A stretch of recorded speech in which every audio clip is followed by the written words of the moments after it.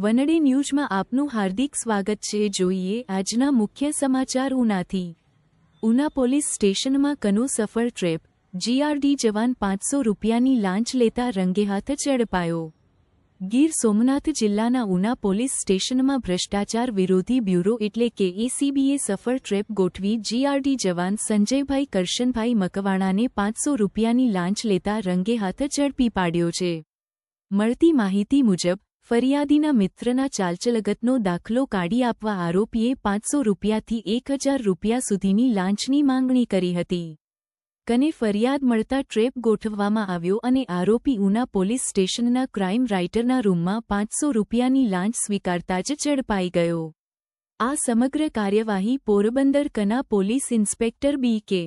ગમાર અને તેમની ટીમે હાથ ધરી હતી।